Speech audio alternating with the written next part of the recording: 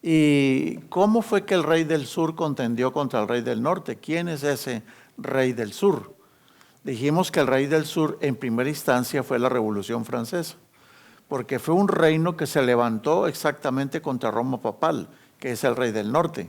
Vimos de que atacó la Iglesia Católica de muchas maneras. Por ejemplo, es que la Revolución Francesa se concentró en los reyes, en su rey, pero especialmente en la Iglesia romana. Dice que eliminó el diezmo en 1789, aprobó la Constitución Civil del Clero en 1790, además descristianizó Francia, prohibió el cristianismo en Francia en 1792, sustituyó el calendario cristiano por el calendario de la Revolución en el año de 1793 y sustituyó el culto católico por el culto cívico, un culto a la diosa Razón, que era representada por esa bailarina de aquella época. Para acabar de rematar después, cuando Napoleón Bonaparte toma el poder, pues ¿qué hizo con el Papa? Noten que todo va dirigido hacia la Iglesia romana. Ellos pusieron preso al Papa en 1798 y ahí se cumplió lo que dice Apocalipsis 13:3, de que una de sus cabezas estaba como herida de muerte. Y ya después, en 1843 y en 1905, se levanta otra revolución que también atacó terriblemente al papado, y fue la Revolución Comunista. Acuérdense ustedes que Karl Marx llegó a concebir, a pensar que la religión era el opio del pueblo. Y ya cuando Lenin, eso no lo mencionamos el martes, pero cuando Lenin, el máximo líder de los comunistas, en esa revolución bolchevique o revolución roja de 1905, estableció un reino, lo que se llama la Rusia antigua, ellos eliminaron todo lo que tenía que ver con la iglesia. Ahí medio respetaron la iglesia ortodoxa, pero también controlándola. La iglesia ortodoxa es de corte católico también. El siguiente paso que cometió el rey del sur fue atentar contra la misma vida del Papa Juan Pablo II.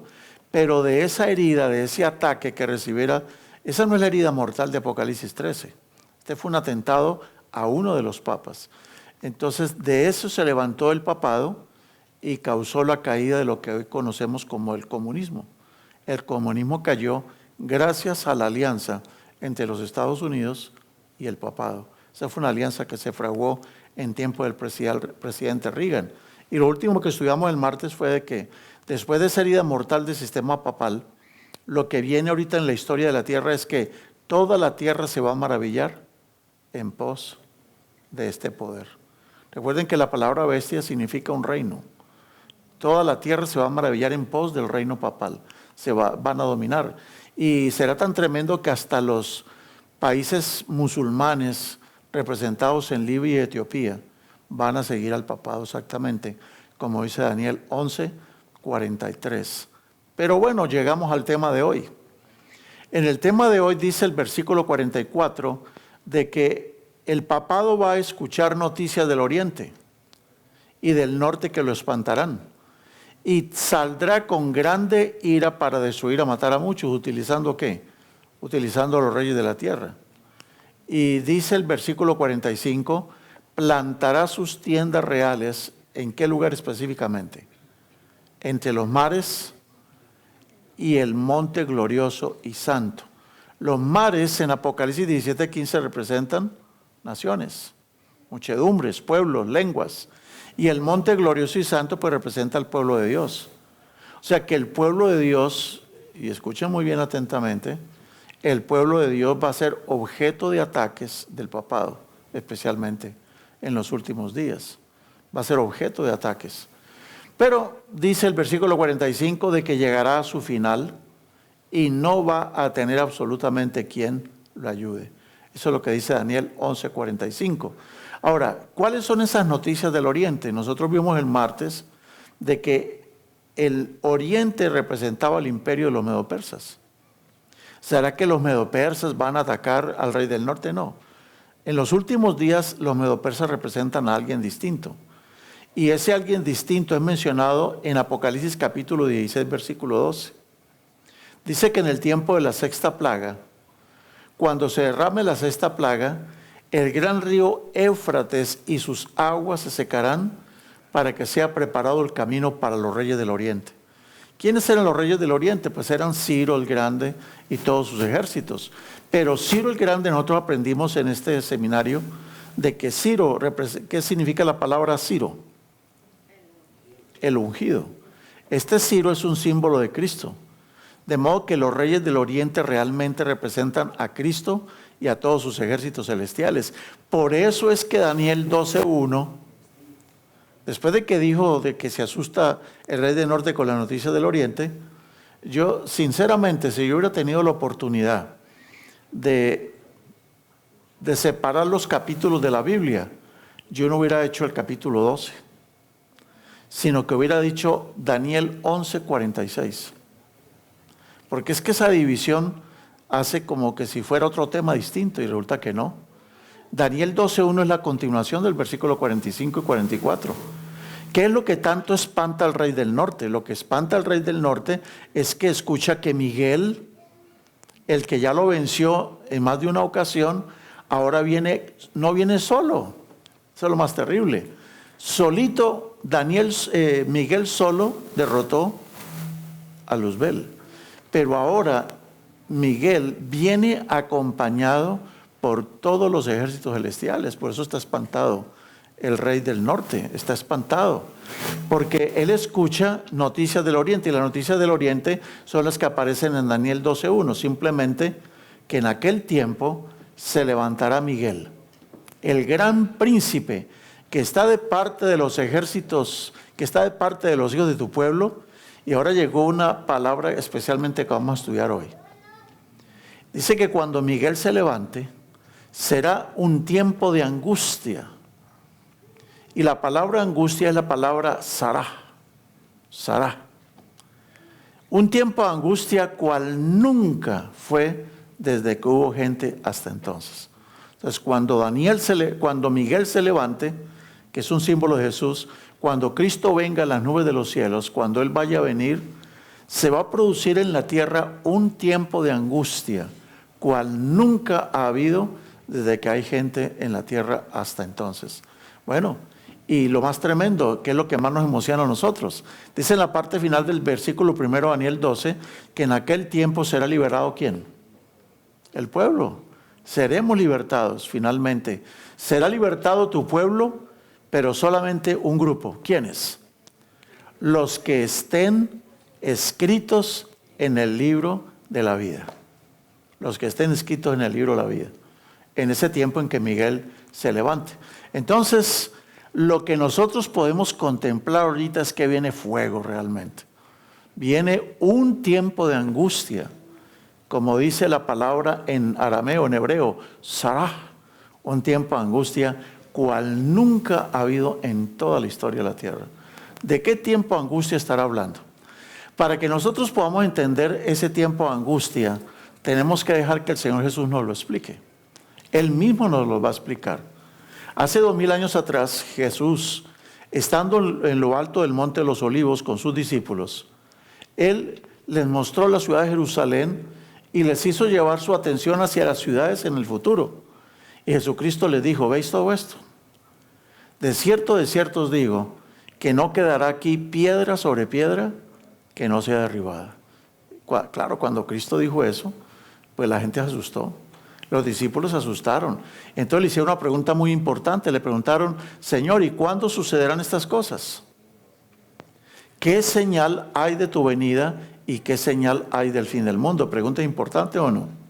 Entonces ahora tomen atenta nota a las palabras de Jesús. Porque en lo que Jesús va a decir, nos va a sintonizar con el tal tiempo de angustia o de tribulación que viene sobre la tierra. Noten lo que Él dijo, vamos a ver. Dijo, inmediatamente después de qué.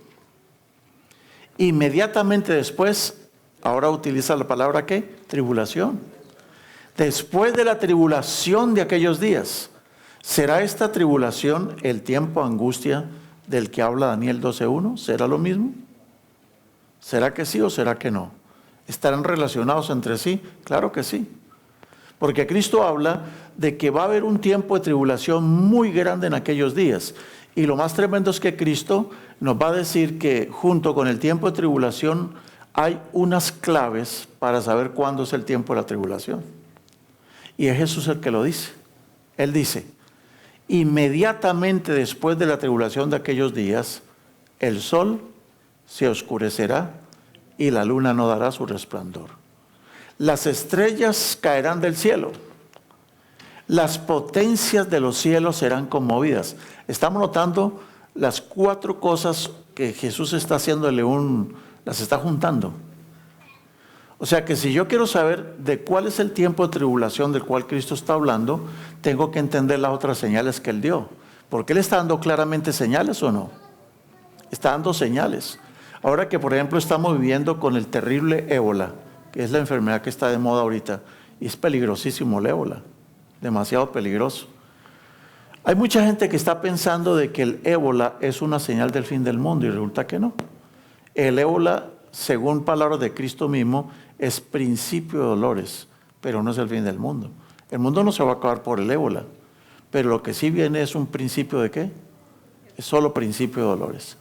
Pero si estamos buscando señales exactamente del fin del mundo, son estas. Mateo 24, 29.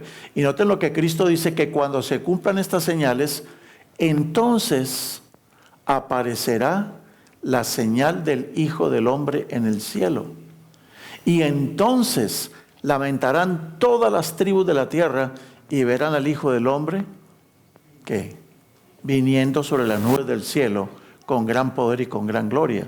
O sea, si yo me regreso un poquito, si alguien le pregunta a usted cuán cerca está la venida de Jesús, usted indefectiblemente, indudablemente tendrá que mencionar estas señales. Solo con estas señales usted puede probar si está cerca o está lejos. Y no es el ébola. ¿Cuáles son las señales? La tribulación de aquellos días, el oscurecimiento del sol, la caída de las estrellas del cielo y las potencias de los cielos son conmovidas. Esas son las señales exactamente que ocurren antes, justo antes de la venida de Jesús. Dice que Cristo aparecerá después de que cumplan estas señales. Y dice que todas las tribus de la tierra se van a lamentar porque va a ser demasiado tarde. Ahora, yo quiero decirles que las palabras que Cristo dijo, y que noten que en Mateo 24 Él cita a Daniel también.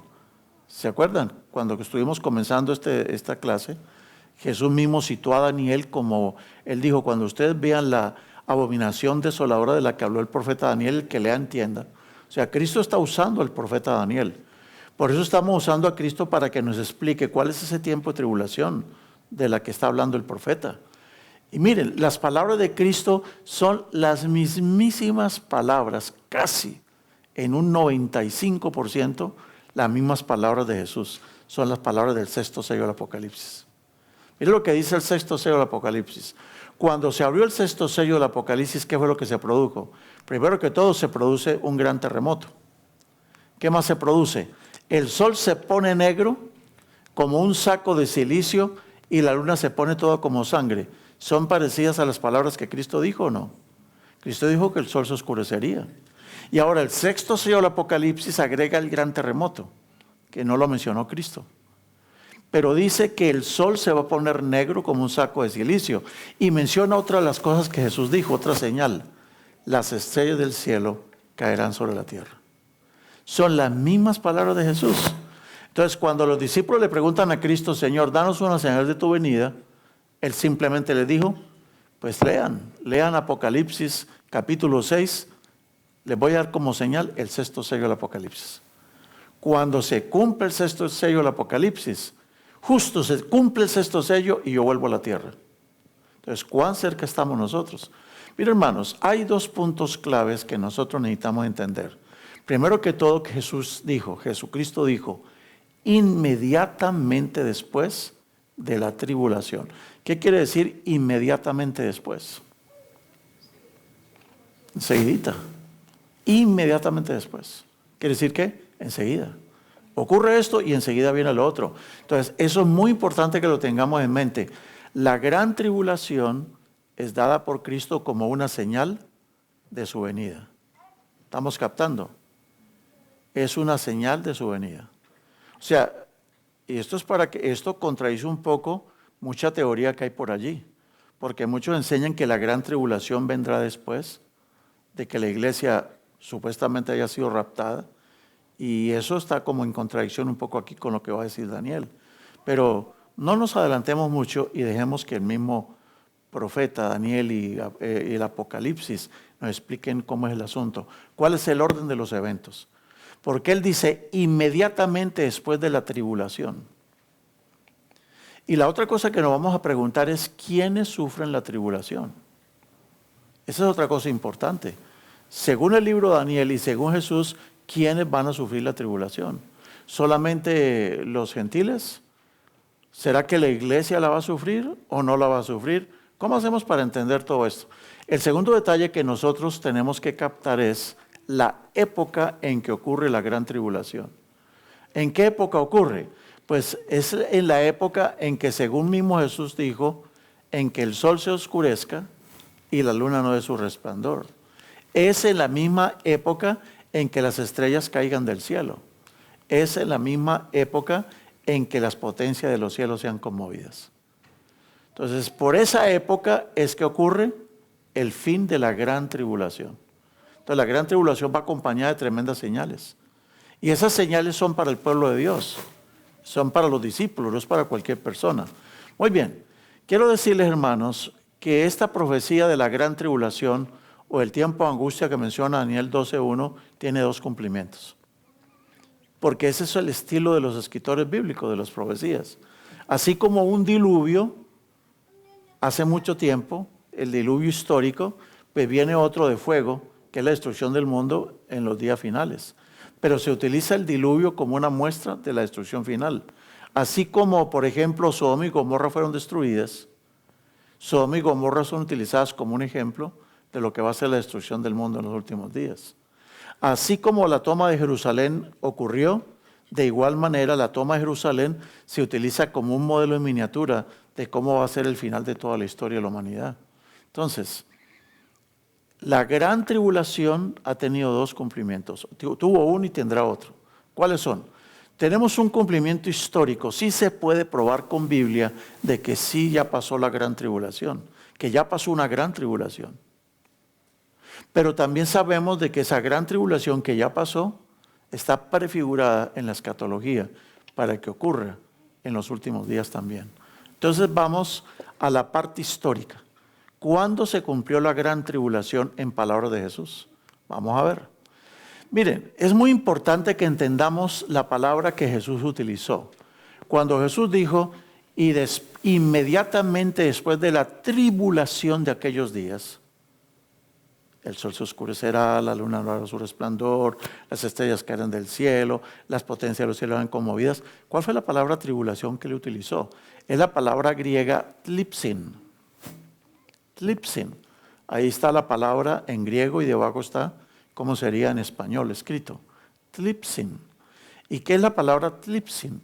La palabra tlipsin quiere decir una presión que aplasta o muele a la persona. Cuando una persona está en la tribulación de la que Jesús está hablando, dice es porque la persona está siendo aplastada o está siendo molida, no simbólicamente, sino literalmente. Lo que ustedes están viendo allí fue uno de los tantos instrumentos que utilizó la Inquisición para lograr castigar a los que se oponían a la iglesia. Lo que ustedes están viendo allí es como una prensa. A la persona le ponían la cabeza ahí debajo de la prensa y para sacarle confesiones, los tribunales de la Inquisición le iban apretando la prensa y se la apretaban tanto que la persona sentía que se le estaban saliendo los ojos o el cerebro por la nariz o por las orejas. O sea, la palabra tlipsis quiere decir un aplastamiento. Jesús dijo, y después del aplastamiento de aquellos tiempos, después de que los muelan a ustedes literalmente,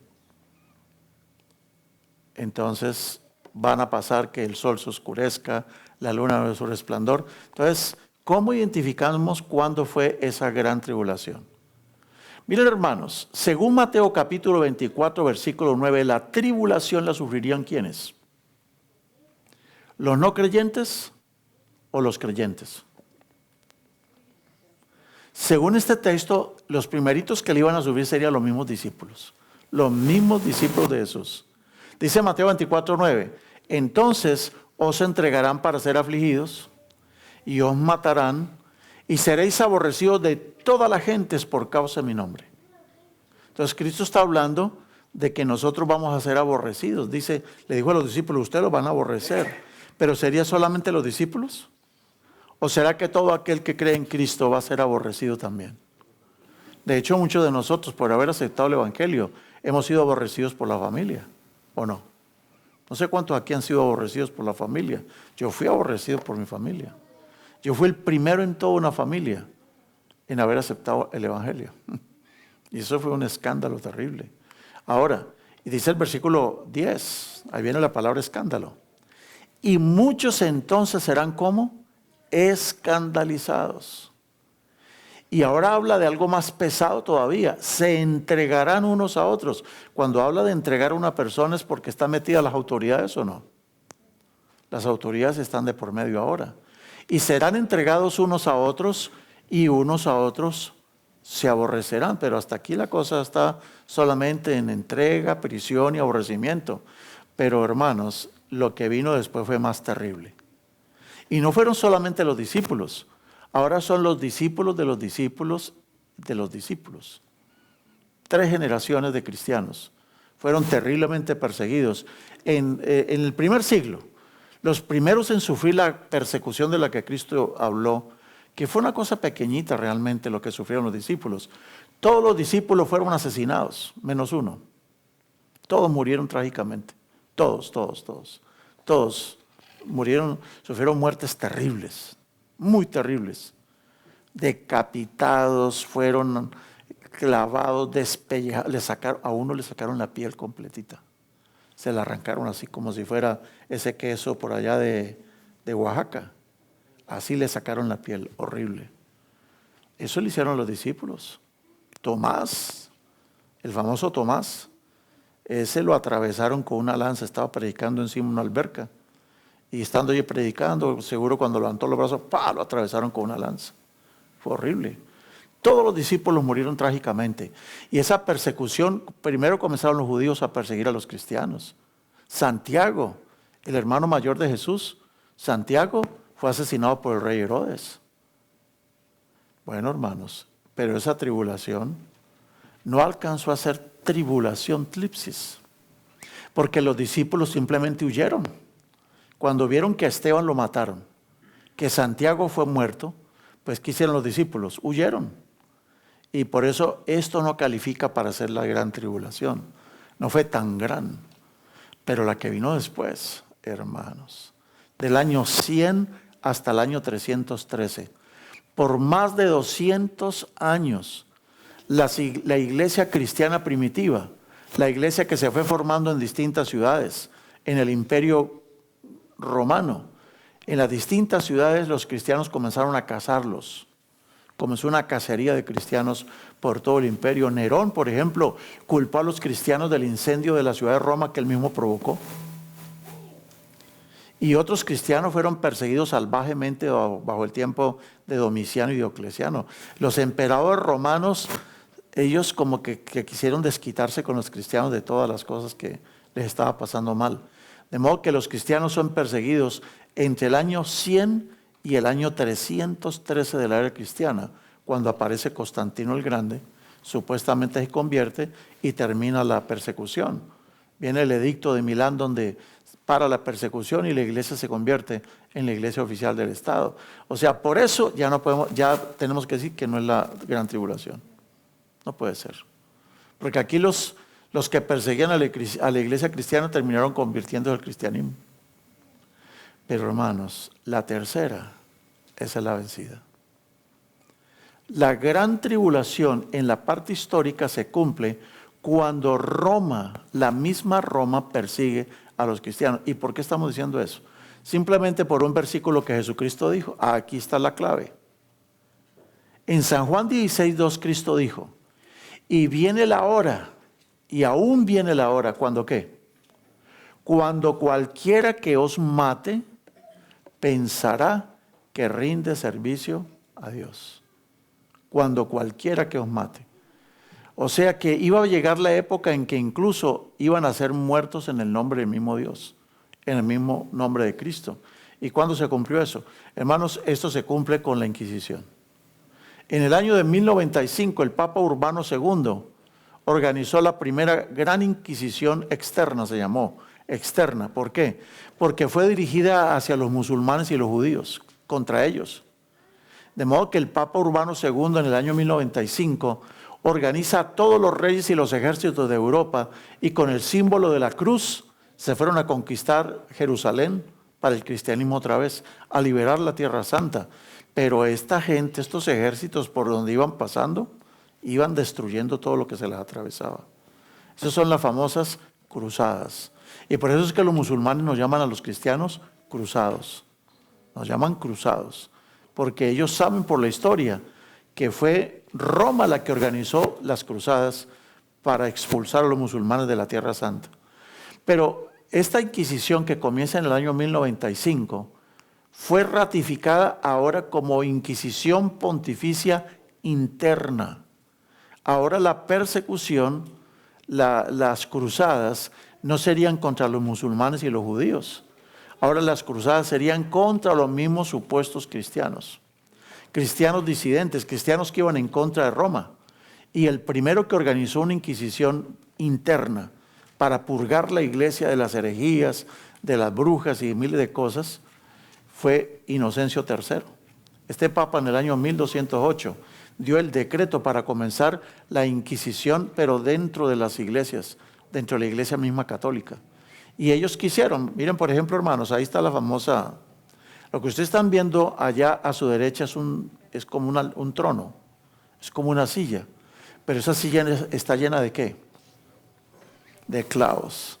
Ahí sentaban a los hombres, a las mujeres y les apretaban. Había unas tablas con que los apretaban más para que con el dolor confesaran incluso cosas que ellos no habían hecho, solamente para liberarse del castigo tan atroz que estaban sufriendo. Pues bueno, miren ustedes lo que ocurre. Pueblos enteros fueron masacrados. La primera gran matanza que se conoce fue la del pueblo de los albigenses. Esta gente sí tenía sus ideas un poco raras por ahí, pero eran cristianos, pero tenían algunas ideas distintas a las de Roma. Ellos, especialmente la ciudad de Béziers, que era la capital de ellos, esa ciudad tenía en el año de 1208 60,000 habitantes. Cuando los ejércitos romanos, papales, sitiaron la ciudad de Béziers, pues los generales, los capitanes le preguntaron al que los comandaba, oye, ¿cómo hacemos para distinguir a los católicos romanos de los albigenses?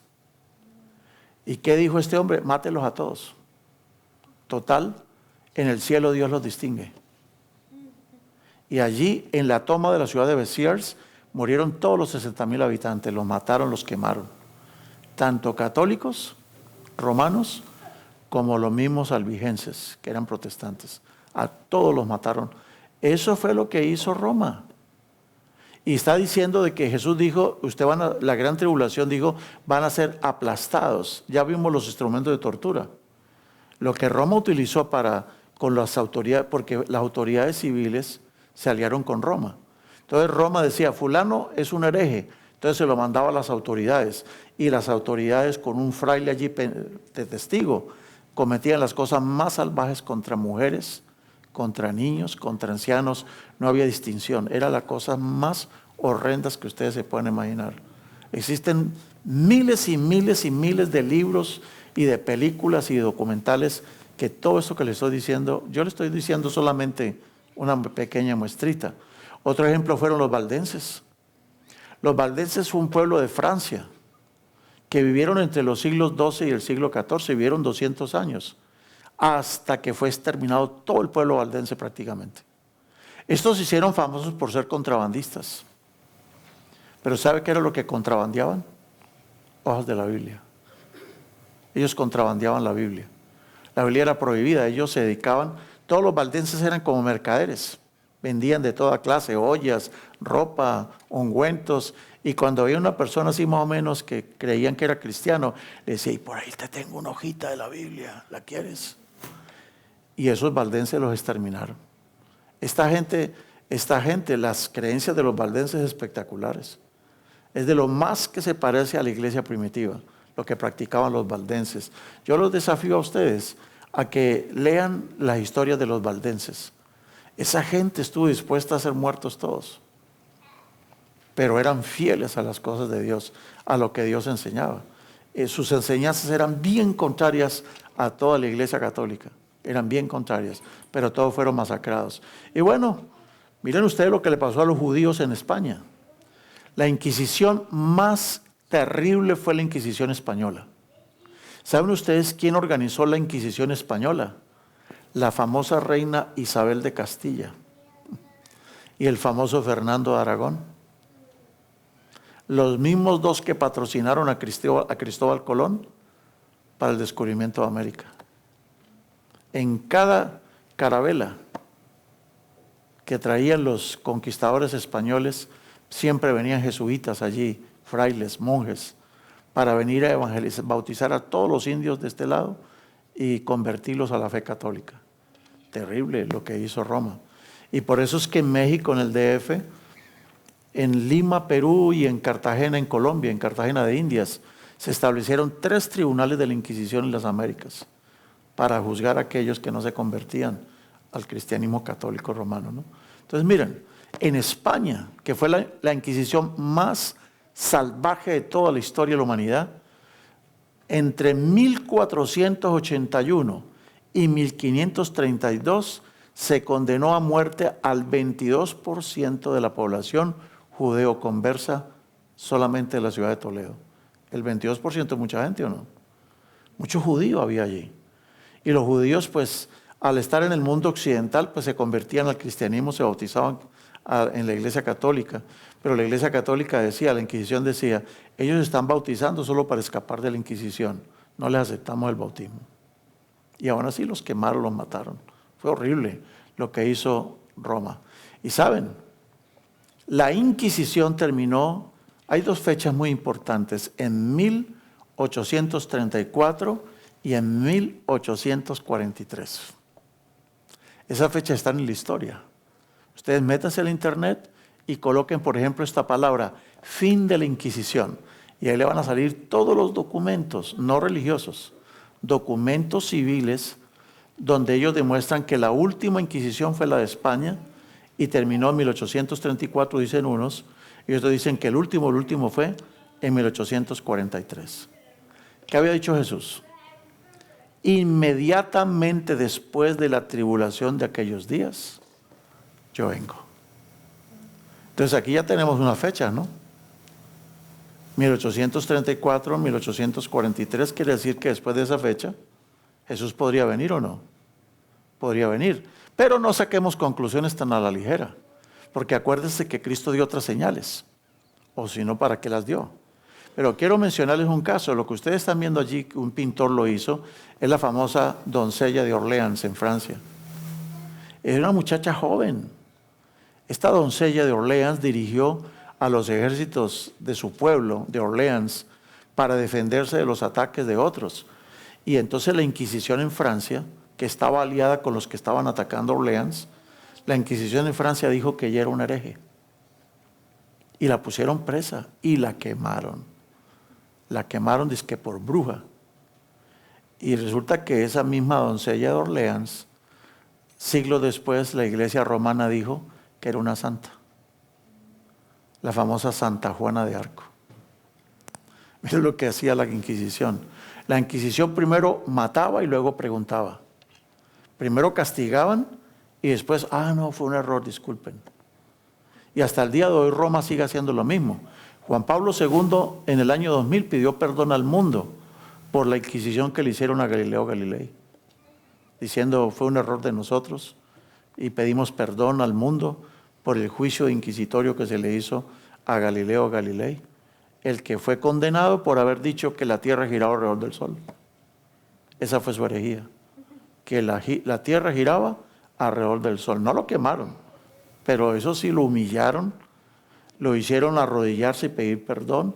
Y hay gente que con sarcasmo, con ironía, dice que cuando Galileo Galilei estaba de rodillas, diciendo me arrepiento de enseñar el heliocentrismo, que quiere decir el sol es el centro del universo. Y me arrepiento de decir que la tierra se mueve y gira alrededor del sol. Y dice que entre dientes dijo, pero es que estoy sintiendo que se está moviendo. Pero de todas maneras me arrepiento de enseñar eso. Eso es una anécdota de la historia. Eso lo cuentan. De que el hombre dijo, yo siento que la tierra se mueve, pero ¿qué voy a hacer? Tengo que decir que me arrepiento de enseñar eso. Es que esa era la Inquisición, hermanos. Gente inocente fue quemada. Fue horrendo lo que pasó. ¿Ustedes creen que esto se va a repetir? La iglesia y el Estado estaban ¿cómo? ¿Cuán peligroso es que la iglesia se una con el Estado? ¿Puede ser peligroso o no? ¿Qué pasaría si en América se unieran las iglesias con el Estado? ¿Qué pasaría aquí? Bueno, Jesús dijo, inmediatamente después de la gran tribulación. Hermanos, fueron casi 600 años, 700 años realmente, más de 700 años de matanza, de masacres. ¿Creen ustedes que eso medio califica para una gran tribulación o no? Hermanos, ¿y por qué decimos que la gran tribulación fue esa, la Inquisición? Sencillamente lo decimos por lo que sigue. Acuérdense que la gran tribulación Cristo la acompañó de otras señales.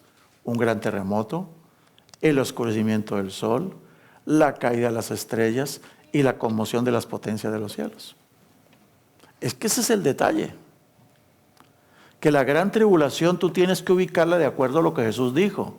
Tú no puedes sacar la gran tribulación y ponerla por allá en el futuro, pero ¿y cómo lo compruebas con Biblia? Pruébalo con Biblia. Solamente por un versículo de la Biblia. Yo quiero decirles que por un versículo de la Biblia no se pueden hacer doctrinas. Todas las doctrinas tienen que hacerse basándose en ¿cuántos versículos? Muchos versículos. Pero un solo versículo. Yo puedo en este momento demostrarles a ustedes, y lo he hecho en algunas clases, por aquí algunos ya lo conocen. ¿Saben que yo puedo utilizar un versículo para demostrarles que ustedes son los más tontos porque creen en Cristo? ¿Quiere que les pruebe?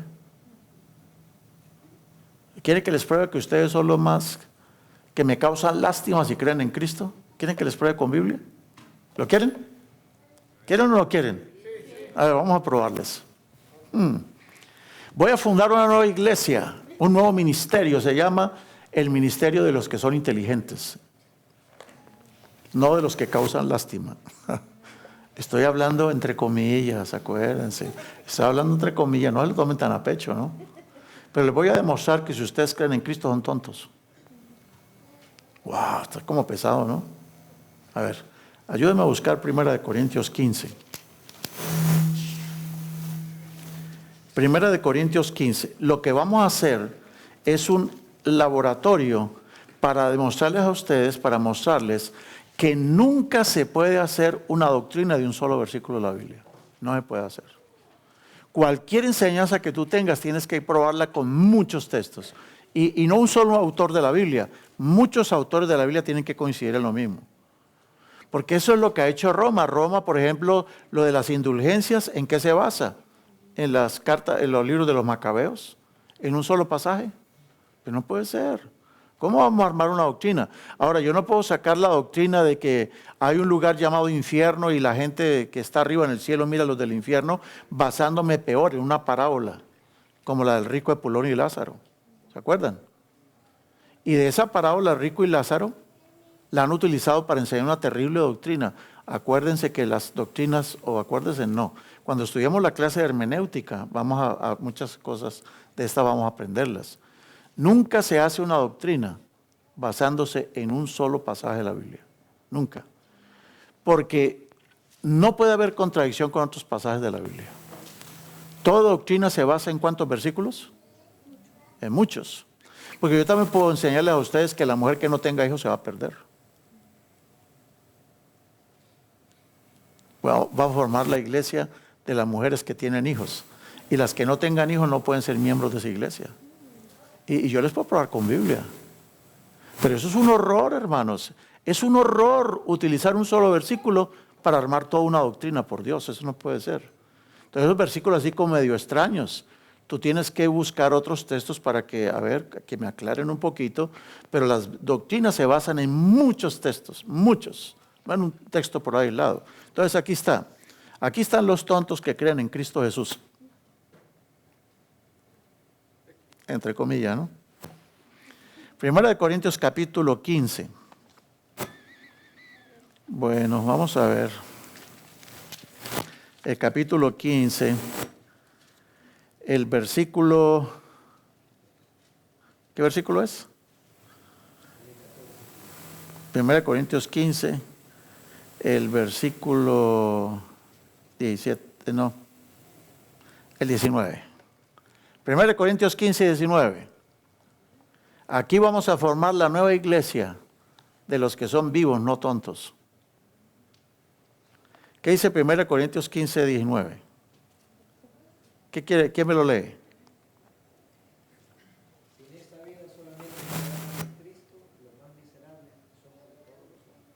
¿Están escuchando eso?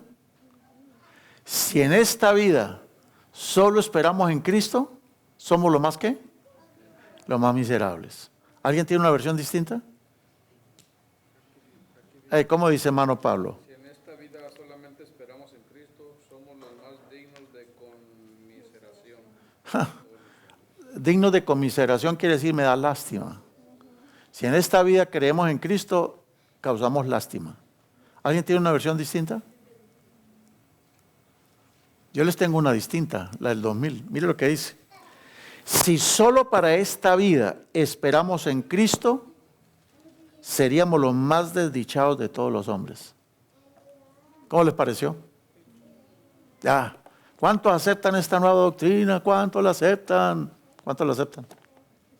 Les estoy diciendo que si creen en Cristo son unos desdichados, son unos miserables. Entonces vamos a formar la iglesia de los que no creen en Cristo. Pero nadie es tan tonto para aceptar un versículo así. Una persona que lee la Biblia tiene que preguntarse, ok, ¿y quién dijo eso? ¿Y por qué lo dijo? ¿Cuándo lo dijo? ¿Cómo? ¿Dónde?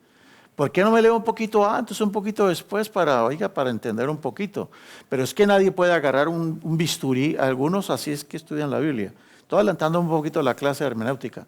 Algunos agarran el versículo 19, entonces se ponen sus guantes, por si acaso el ébola, ¿no? Se ponen sus guantes, agarran el bisturí y le hacen un corte por arribita al versículo 19. Listo. Luego agarran el bisturí y le hacen un corte por debajito del versículo 19. Y luego le hacen un corte por la derecha. Y luego otro cortecito por el lado izquierdo. Pinzas, por favor. Y agarran con las pinzas y sacan el versículo así. Lo sacuden y ¡pah! Y aquí tienen la nueva doctrina. Así no se hace. Ese es un error. Eso es gravísimo. ¿Por qué Pablo dijo eso? Si usted lee en el contexto es lo que se dice antes, lo que se dice después. Él viene diciendo el versículo 12. Si se predica que Cristo resucitó, ¿cómo algunos de entre vosotros dicen que no hay resurrección de los muertos? Porque si no hubiera resurrección de los muertos, pues tampoco Cristo resucitó. Y si Cristo no resucitó, nuestra predicación es vana y nuestra fe también es vana. Y aún nosotros seríamos falsos testigos de Dios, ya que afirmamos que Jesús resucitó cuando en verdad no resucitó. Si fuera verdad que los muertos no resucitan. Porque si los muertos no resucitan, entonces Cristo tampoco resucitó. Y si Cristo no resucitó, vuestra fe es inútil y aún están en sus pecados. Entonces también los que se murieron en Cristo están perdidos. Y si solo esta vida nos ponemos a esperar en Cristo, son los más desdichados de todos los hombres. O sea que Pablo está hablando con sarcasmo, ¿o no? Con pura ironía. Si usted lee en el versículo 20 en adelante, dice, pero no señores. Él dice, pero lo cierto es que Cristo sí resucitó de los muertos. Y si Cristo sí resucitó de los muertos, Él es primicia a los que durmieron. Por lo tanto, sí van a resucitar los muertos. Entonces ya no somos tontos. Ya no somos los miserables que estaba diciendo acá. ¿Estamos captando o no? Entonces, asegúrate que cuando tú enseñas algo, tú lo puedas sustentar con muchos textos.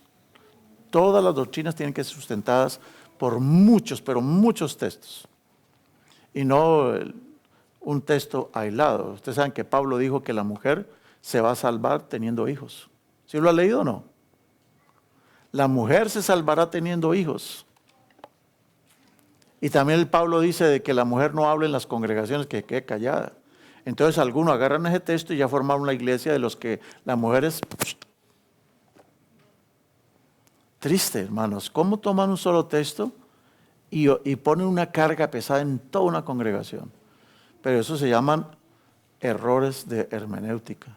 Y por eso hacen esas cosas que están haciendo. Pues bien, volviendo al tema, regresando al tema. ¿Quieren que volvamos al tema, no?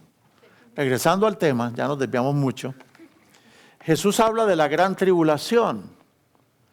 Y cuando él habla de la gran tribulación, le hizo un link. La relacionó con 4 eventos. ¿Cuáles? El gran terremoto, el oscurecimiento del sol, la caída de las estrellas y la conmoción de las potencias de los cielos. Dijimos que la gran tribulación terminó en 1843, cuando terminó la Inquisición. ¿Y cómo sabemos que esa es la gran tribulación y no otra? Porque vea, hermanos, si Cristo dijo que hubo un gran terremoto, déjenme decirles que el 1 de noviembre de 1755, y tomen nota, ocurrió el gran terremoto de Lisboa. Y ustedes lo tienen ahí en sus hojas para que pongan la fecha y todo. Ese terremoto de 1755 ha sido el más grande terremoto de toda la historia de la humanidad. ¿Qué pasó el 1 de noviembre de 1755? Fue un terremoto. Ese terremoto del 1 de noviembre de 1755, llamado el terremoto ¿de qué? De Lisboa, Portugal. Su epicentro fue en el sur de Portugal. Miren ustedes las ondas, hasta dónde bajan las ondas del terremoto. ¿Sí ven hasta dónde van a dar? Más abajo de Sudamérica, hasta el Polo Sur. Miren, dicen los historiadores, la gente que vivió en aquellos tiempos, que en Lisboa murieron 90,000 personas en ese año. 90,000 muertos en ese año, cuando la construcción no era como hoy en día, que son apartamentos, torres llenas de apartamentos. No, la gente construía sus casas separadas y todas las ciudades se hacían ¿qué? De un solo edificio, 2 plantas nada más. No habían los grandes rascacielos ni apartamentos hoy en día. Y no solamente murieron 90,000 en Lisboa, en Marruecos murieron 10,000 personas. Y en Abamonte, España, murieron 1,000 personas. Y se produjeron unos maremotos de hasta 20 metros de altura, que barrieron las costas del norte del África y llegaron hasta las islas de Martinica y Barbados al otro lado del Atlántico. Por estos lados llegaron. Barrieronlas, eso fue terrible. Ustedes pueden averiguarlo, eso todo en la historia está. Bueno, pero alguien dirá, ok, en 1755 la Inquisición termina en 1834. ¿Está cerquita o no? ¿Está cerquita o no está cerquita la fecha? Si la Inquisición termina en 1834, este terremoto fue en 1755, fue unos 80 años antes. Pero mire la otra señal.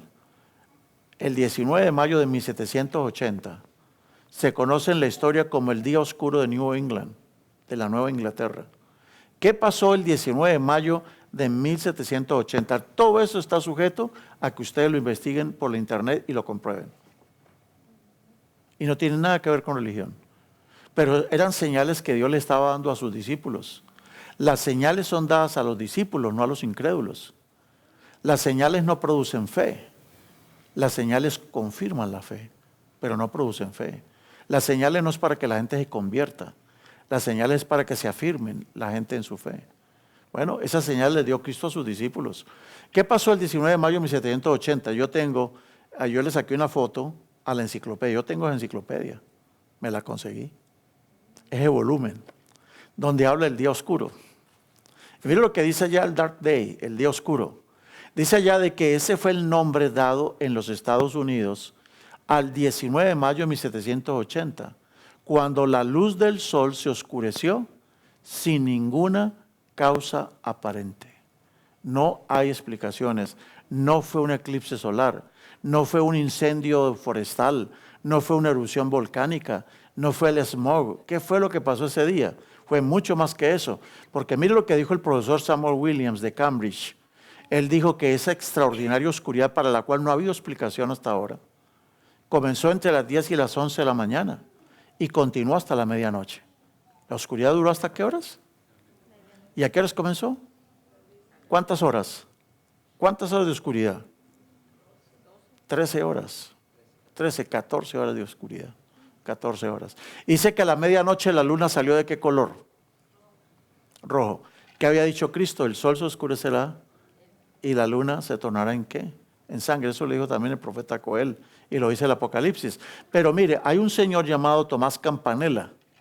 Tomás Campanella escribió un libro que se llama Marcando bien la penumbra. Y también se llama, tiene un subtítulo, Arrojando luz sobre el gran día oscuro de 1780. Este es un autor, es un autor común y corriente. Mira lo que él escribió. Al mediodía se sirvieron las comidas con un candelabro. ¿Por qué era el día de San Valentín o qué? ¿Estaban románticos? ¿Por qué creen que sirvieron la comida con un candelabro al mediodía? El periódico Massachusetts Spy reportó que al mediodía era difícil leer sin la ayuda de luz artificial. Entonces, ¿cuán oscuro estaba? No era un eclipse. Un eclipse jamás dura más de 12 horas. Dura unos minutos nada más. Y dicen que en Sudbury, Massachusetts, un testigo de nombre Richardson dijo que fue tan terrible la oscuridad que uno no se podía ver la mano. Entonces, ¿cuán oscuro fue? Hermanos, el sol se apagó simplemente. 12, 14 horas de oscuridad. Fue terrible lo que pasó. La gente que no era creyente, que no estudiaba la Biblia, dijeron, ay, Santa Aurora bendita, acabó el mundo. Pero los estudiosos de la Biblia, ¿qué dijeron? La segunda señal del Señor Jesús, la segunda señal del sexto sello del Apocalipsis. Ya estamos en el tiempo del sexto sello del Apocalipsis. Ya estamos, hermanos. Y mire lo que pasó el 13 de noviembre de 1833. ¿Cuándo acabó la Inquisición? En 1834. ¿Y qué pasó en 1833? El 13 de noviembre de 1833 ocurrió la más espectacular lluvia de las estrellas leónidas. Esa lluvia ocurre cada tantos años, cada 20 y tantos años, pero esta fue la más espectacular de todas. El 13 de noviembre de 1833, Olmsted de Boston dijo que comenzó un poco antes de la medianoche. Comenzó a las 11:30 de la noche, comenzó una lluvia de estrellas tan impresionante que él dijo que era como la mitad de los copos de nieve que se observan durante una nevada. ¿Cuántos copos de nieve se ven en una nevada? Dígame. Y él dice que contó 240,000 meteoritos entrando a la Tierra. Entonces, ¿fue una lluvia espectacular o no? Hoy en día nosotros nos emocionamos. ¡Ay, qué emoción! Un lucerito pasó y andamos tomándole fotos a un lucerito. Pero ese día fueron 240,000 que solo este individuo contó. Él solo contó 240,000. ¿Cuántos más fueron? Miren lo que pintaron los artistas de aquella época. Ustedes métanse al internet, todo eso lo pueden bajar del internet, ahí está, las pruebas. Un artista, mire cómo pintó las cataratas del Niágara a la derecha. Pero miren el pueblito de la izquierda. Parecía más que las luces de Independencia, ¿no? Dice la gente que en aquel entonces que a las 3 de la mañana usted podía sacar su Biblia y leer la Biblia bien, pero porque estaba bien iluminado. O sea que fue todo lo contrario a la oscuridad del sol. Dígame, estas señales para una persona que no sabe la Biblia, ¿qué era? Ay, se acabó el mundo, ¿no? Pero los estudiosos de la Biblia, ¿qué dijeron? Es una señal más. Entonces, en 1834, en gran parte de este país, la gente comenzó a creer que Cristo venía en esos días. Eso creía esa gente en ese entonces.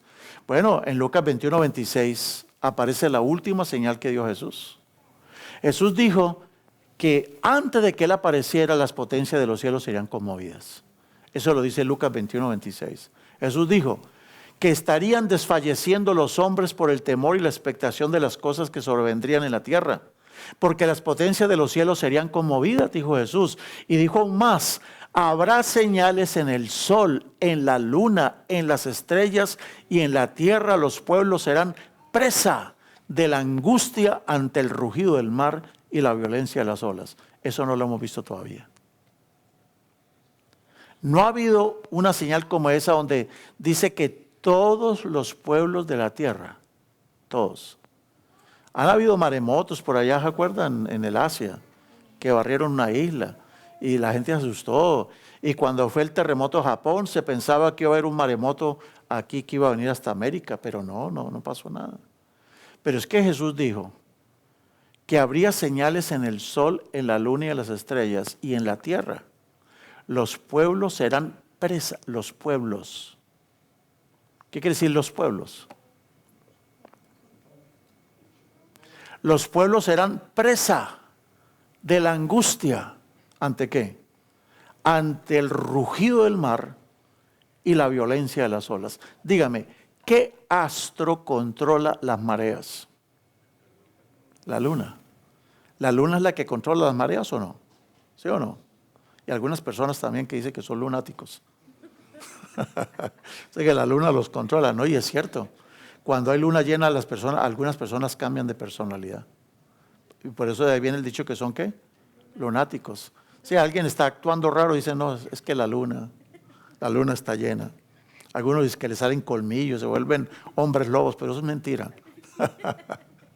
La luna es el astro que controla los mares. ¿Qué pasaría si la luna es golpeada por un cometa violento, esos fuertes, y la luna se sacude así, medio se sacude de la órbita? ¿Qué pasaría si la luna se sacude? Dígame. ¿Qué pasaría con el mar en la tierra? Desaparecen todas las ciudades como Galveston, Houston, Miami, La Habana, las islas, Nueva York, todo eso, ¿qué? Desaparece. Porque por eso dice, para que la gente en la tierra estén angustiados por el rugido del mar, es porque han pasado cosas terribles con la luna. Y ustedes saben que este año pasó cerquita la luna un cometa. Claro, pasó a millones de kilómetros. Alguien dirá, ¿qué va a ser cerquita eso? ¿Millones de kilómetros?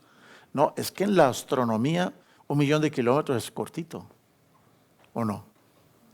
Y dice que hay otro que viene muy pronto, otro cometa en dirección a la luna o si no la tierra. Pero lo que Cristo dijo es que cuando se cumpla eso, la tierra estaría llena de angustia. Yo les tengo dos noticias, una buena y una mala. ¿Cuál quieren? ¿La buena o la mala? ¿Ah? La mala.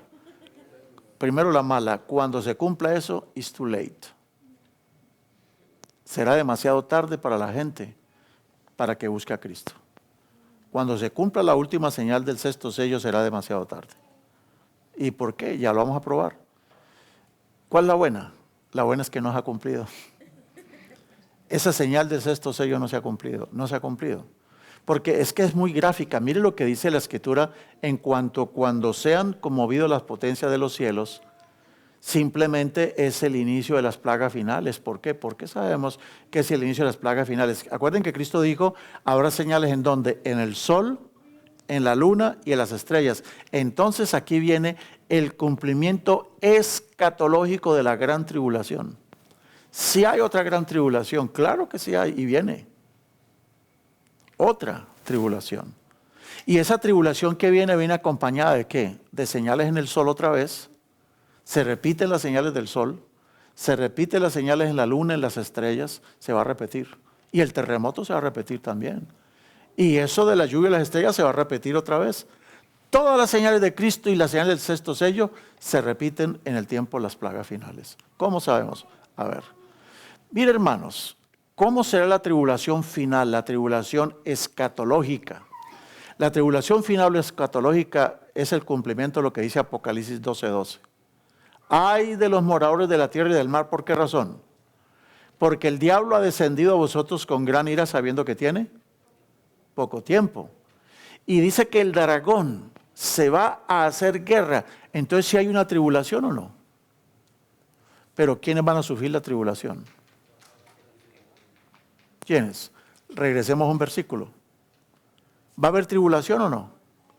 ¿Quién la va a provocar? ¿El anticristo o el diablo? El diablo. Porque el diablo sabe que le queda poco tiempo. ¿Cómo es que el diablo sabe que le queda poco tiempo?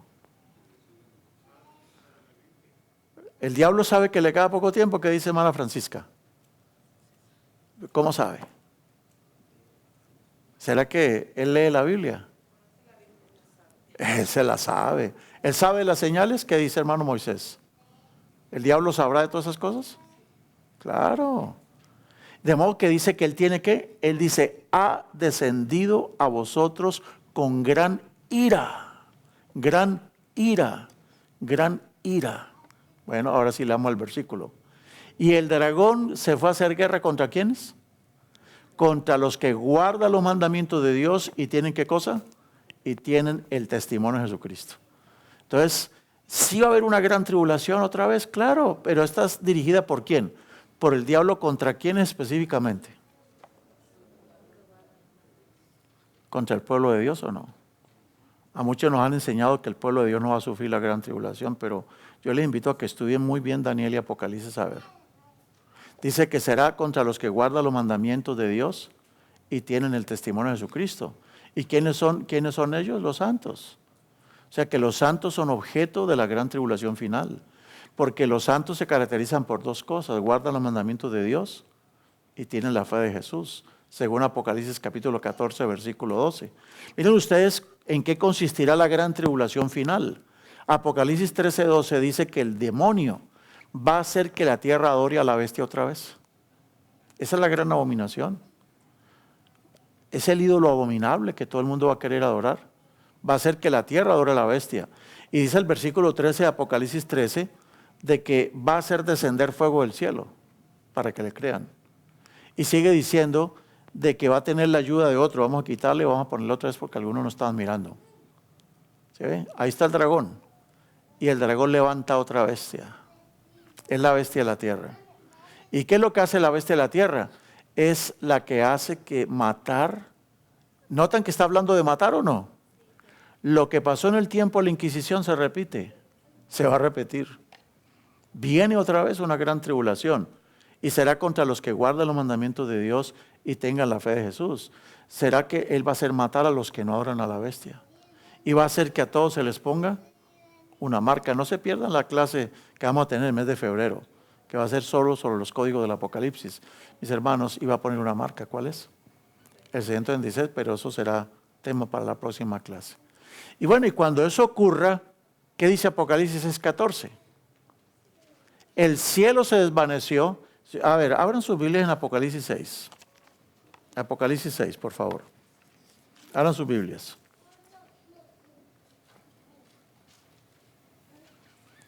Y vamos a leer a partir del versículo 12. Son las mismas señales que dio Cristo a sus discípulos de su venida. Miré cuando abrió el sexto sello. Se produjo un gran terremoto. El sol se ennegreció como un saco de silicio y la luna se volvió toda como sangre. Y las estrellas cayeron del cielo sobre la tierra como la higuera echa sus higos cuando es sacudida por un fuerte viento. Y el cielo, dice el versículo 14, se replegó como un pergamino. ¿Qué va a pasar con la atmósfera? ¿La atmósfera qué? Se recoge, o sea, se quema. Se extingue la atmósfera. ¿Quién va a poder vivir? ¿Quién va a poder vivir? Dice que la atmósfera se recoge o se desvanece como un pergamino que se enrolla y todo monte y toda isla se removió de su lugar, dice Apocalipsis 6:14. Y dice en Lucas 21:26 que los hombres van a estar desfalleciendo por eso. Los científicos se han dado cuenta de pronto de que un gran cometa va en dirección del Sol, o que un gran cometa viene contra la Tierra, o que un gran cometa va contra la Luna. Y todo ello lo pueden saber con tiempo o no lo pueden saber. ¿Sí lo pueden saber los astrónomos? Si eso se llega a cumplir pronto, ¿cómo cree que va a estar toda la Tierra? Preocupado por el América de México, preocupado por las Águilas, preocupado allá por el equipo, ¿cómo se llama? Las Águilas del Salvador. ¿Usted cree que van a estar preocupados por las Águilas del Salvador o las Águilas de México, las Águilas de Colombia? El Barcelona, el Real Madrid. Olvídese de todo eso, hermano. La gente va a estar preocupada ¿por qué? Por lo que viene. Terrible por lo que viene. Y miren, hermanos, ahí están las señales otra vez en el sol, la luna y las estrellas. Miren lo que pasa. El cuarto ángel, cuando derrame su copa sobre el sol, le fue dado quemar a los hombres con fuego. ¿Esa es una señal en el sol o no? Justo antes de que el sol se extinga, aumentará su temperatura y quemará a mucha gente. Pero no se van a morir, lo más terrible. Por eso se habla de una gran ¿qué? Tribulación. toda la tierra bajo gran tribulación. Pero habrá un grupo que no estará sufriendo la gran tribulación. ¿Quién es ese grupo? La iglesia. ¿Por qué? Porque se repite la historia de las plagas de Egipto. Cuando las plagas estaban cayendo en Egipto, dígame, ¿el pueblo de Israel fue sacado de Israel antes de que cayeran las plagas? ¿O fue después de las plagas? Entonces, ¿por qué no tomamos el ejemplo de la Biblia? Dice Romanos 15:4, las cosas que escribieron antes, para nuestra enseñanza se escribieron. No puede haber un rapto, y el rapto no fue secreto. Cuando el pueblo de Israel fue raptado de Egipto, no fue secreto. Todo el mundo lo vio, ¿o no? Y salieron después de las grandes plagas que cayeron. Igual va a pasar con el pueblo de Dios en los últimos días. El cuarto ángel derrama su copa sobre el sol y le fue dado quemar a los hombres con fuego.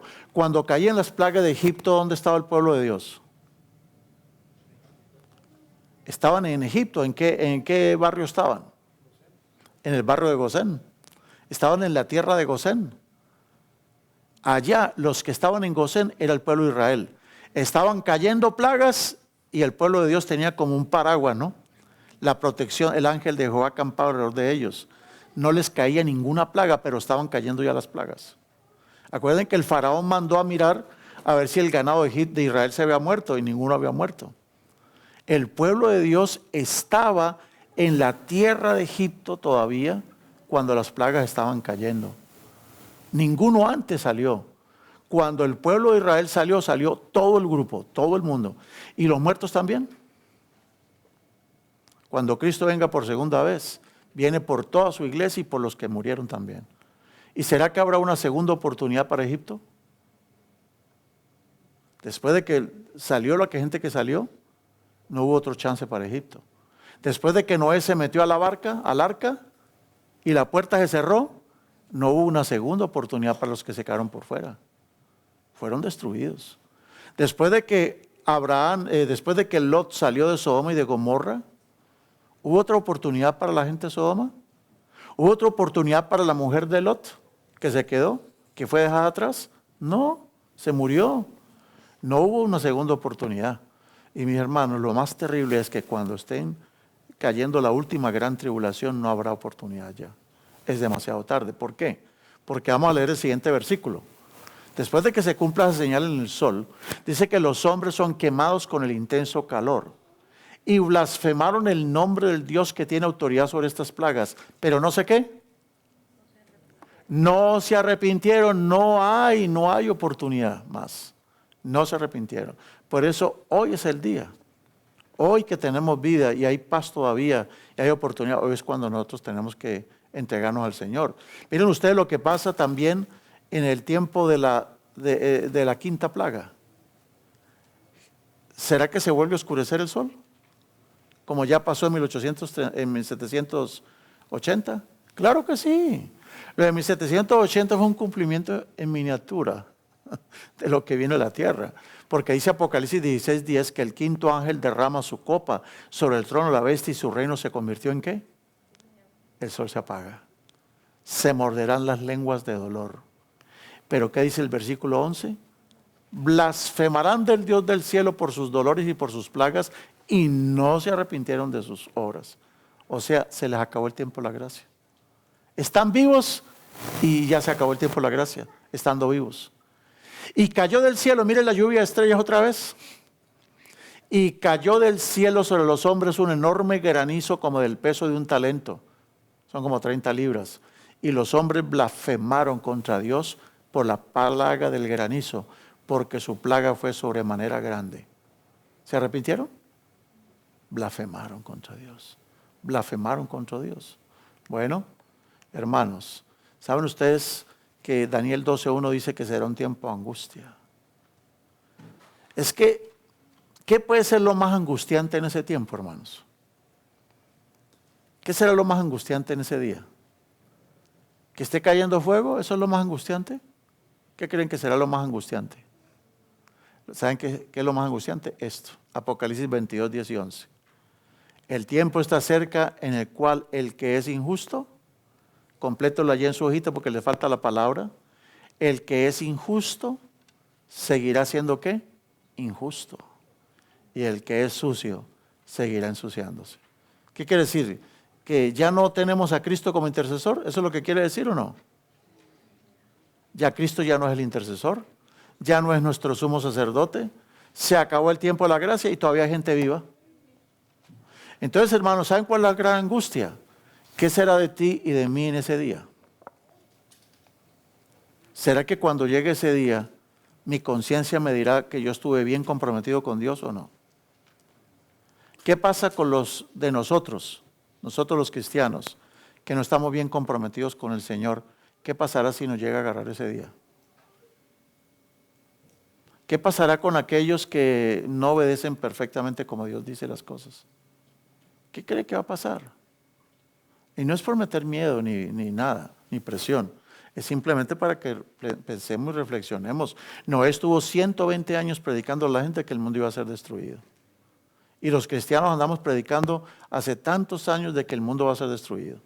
Y la gente lo toma en juego, no lo toma en serio. Y lo peor es que muchos de nosotros en las iglesias no lo tomamos en serio. Dígame, ¿cuántas personas se murieron en el diluvio? No, mejor, ¿cuántos se salvaron? ¿Y usted cree que solamente habían 8 creyentes en la tierra? Todos los hijos de Set eran temerosos de Dios. Eran temerosos de Dios. Todos los hijos de Caín, nada que ver con Dios. Pero los hijos de Set, los primos de Noé, eran familias numerosas. De todas esas familias supuestamente que iban a la iglesia, solo 8 se salvaron. Eso nos lleva a nosotros a tomar en seriedad la cosa. Entonces, esto no se trata de iglesias. Esto se trata de un compromiso ¿con quién? Con Dios. Eso es lo que nos está diciendo Daniel Apocalipsis. Y hermanos, así dice el Eterno. Hemos oído voz de temblor y de espanto y no de paz. Ese tiempo de angustia de Daniel lo mencionó el profeta Jeremías también. ¿Qué dijo Jeremías? Versículo 6. Preguntad ahora y mirad si el varón da luz. A ver, ¿alguno aquí, hermano, que le gustaría quedar embarazado? Que la mujer lo embarace. ¿Se imaginan nosotros embarazados? ¿Y qué dice Jeremías?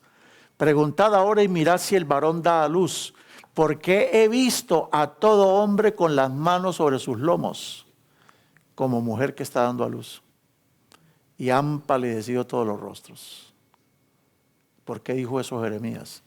Porque dice el versículo 7, cuán grande es aquel día, tanto que no hay otro semejante. Tiempo de angustia ¿para quién? Jacob es un símbolo del pueblo de Dios. Tiempo de angustia para Jacob, pero de ella será librado.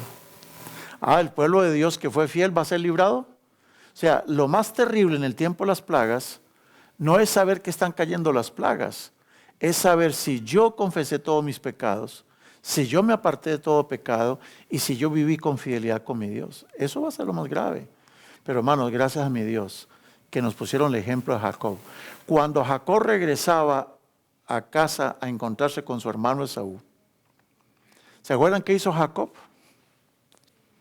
Le mandó regalos y regalos a su hermano. Se dio cuenta que Esaú venía acompañado de 400 hombres. ¿Y sintió miedo a Jacob o no? Sintió mucho miedo. ¿Qué era lo que tanto le causaba miedo? Ser muerto sin haber sido perdonado por su hermano. ¿Porque él engañó a su hermano o no? Engañó a su papá. Y se prestó al engaño con su mamá. Terrible lo que hizo él. Él iba a recibir la bendición de Dios, pero no de la manera como él trató de conseguirla. Y él se sentía mal. Y por eso esa noche, hermanos, cuando él pasó el arroyo de Jaboc, dice que toda la noche luchó con un varón, él no sabía que era un ángel. Y cuando iba amaneciendo se dio cuenta que era un ángel. Toda la noche luchando con el ángel, no quería morir. Dice, no puedo morir hasta que yo no me vea con mi hermano. Hasta que yo no sepa que mi hermano me perdona, yo no quiero morir. Hermanos, nosotros no podemos morir con un pecado todavía acariciado por ahí. Entonces el llamado que nos hace el Señor es que nos arrepintamos. Aún los cristianos necesitamos arrepentirnos o no. Y pedir perdón. Y a veces nos molestamos por tonterías en las iglesias, hermanos. Dios nos llama a nosotros a que tengamos una reconsagración total con Dios. Y que nos comprometamos con alma, vida y sombrero a Dios. Eso no que ser cristiano solamente de un día a la semana, eso no funciona. Es de todos los días. Comprometidos con el Señor. Bueno, Cuando Jacob se dio cuenta que estaba amaneciendo, el ángel le dijo, suéltame que me tengo que ir. Le dijo, no, ahora sí que menos te va a soltar. Dígame, ¿usted no cree que el ángel le pudo haber hecho así? Vea. Si el ángel le hace así, vea, ¡pah!, lo manda a volar bien lejos. En estos días, esta mañana que estaba haciendo ejercicio, quedé encantado, vi en Arlington, vi el cielo con muchas mariposas monarca volando. Esta es la época en que todas las monarcas están volando rumbo a México. Ahí tienen un santuario en México, ¿sí? Por eso un equipo de fútbol de México se llama la Monarcas Morelia. Todas estas mariposas van para Morelia, escapando del invierno. Y uno se pone a ver tan diminutas las alitas de esos animalitos y llegan hasta allá. Vienen volando desde el norte de los Estados Unidos. Son todas ahorita, cuando van a hacer ejercicio mañana, miren las mariposas. Están pasando ahorita, están pasando. Y llegan con esas alitas tan diminutitas y tan frágiles, llegan hasta Morelia. Nosotros somos como las monarcas mariposas, las mariposas monarcas. Muy endebles, muy debiluchos, muy débiles, pero somos arrastrados por el viento del Espíritu, hermanos. Somos llevados por el Espíritu de Dios y llegaremos a la Canaán celestial. Vamos a llegar, hermanos, pero vamos a pasar por un tiempo de angustia. El tiempo de angustia de saber si abandoné todos mis pecados y si fui fiel a Dios en todo. No se trata de iglesias esto, se trata de compromiso con el Señor. Dice Apocalipsis 22:11 que llegará el día en que el que es justo seguirá siendo ¿qué? Justo. Y el santo seguirá santificándose. Hermanos, el fin llega. Miguel vence definitivamente a Satanás. Bueno, hermanos, vamos a ponernos de pie. ¿Quién no ha orado? A ver, de los alumnos aquí, ¿quién no ha orado? ¿Quién no ha hecho la oración de despedida para todos? A ver, ¿quién quisiera orar? Puede ser una hermana también. Aquí no aplicamos eso de que las mujeres callen en la congregación. Ah, sí, no se quieran ir, ya me di cuenta. ¿Alguien quiere orar? A ver, alguien que nos dirija en oración. ¿Ah? Sí, una hermana, una de las hermanas, a ver. ¿Quién quiere orar? Bueno, Ana Margarita va a orar.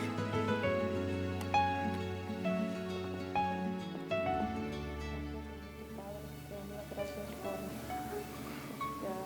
tu presencia aquí con nosotros, por las clases maravillosas que estamos recibiendo, que estamos aprendiendo mucho. Bendecimos al pastor Quintana y su familia por su tiempo. Gracias, oh Señor, bendice a cada uno de nosotros. Permítenos, Señor, llegar con bien a nuestros hogares y que tu bendición, Padre, no nos falte. Todo en el nombre precioso de tu Hijo amado, Jesucristo. Amén.